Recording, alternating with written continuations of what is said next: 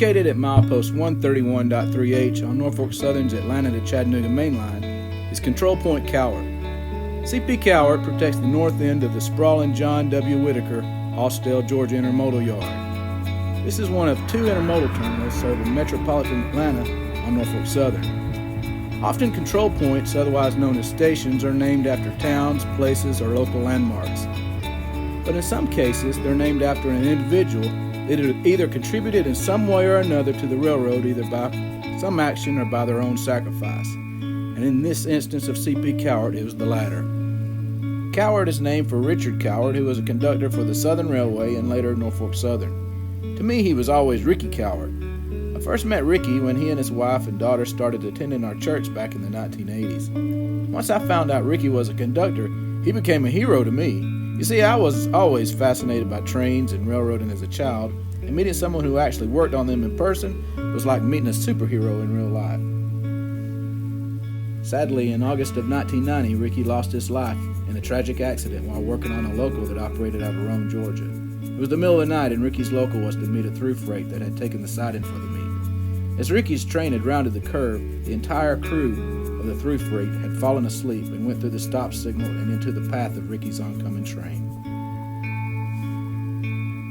Today, the line is equipped with Positive Train Control, otherwise known as PTC. This system, mandated by Congress, was specifically designed to make sure tragic accidents like the one that Ricky was involved in will never occur again. CP Cowart is equipped with a PTC installation, and then as if Ricky himself is there keeping his fellow railroaders safe. My fondest memory of Ricky is when, on one of his off days, he took me to Dalton, Georgia to ride with a local crew there.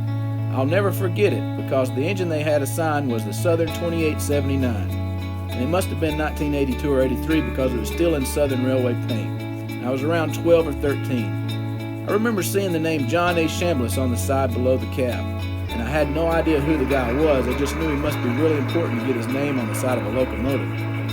While I was along for the ride, I remember we had just pulled a single refrigerator boxcar from the siding and was headed back to the yard.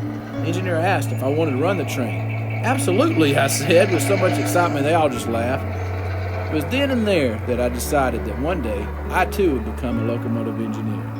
And by April of 2000, almost 10 years after Ricky had passed, my dream of becoming a locomotive engineer had been fulfilled. So in honor of the role Ricky played in my life, I present the first Seaboard Central Heritage Unit, officially named in honor of him. Seaboard Central number 1990 has been rebuilt and repainted into a Seaboard coastline-inspired scheme. Since a large part of what makes up today's Seaboard Central was former SCL trackage, it is only fitting to make the first Heritage Unit up in this special livery. While it's not much, honoring Ricky with his name on the side of the locomotive is my way of saying thanks for being a hero to me, and more importantly, my friend. Who knows, maybe somebody else will see his name on the side of this locomotive and say, wow, it must have been really important.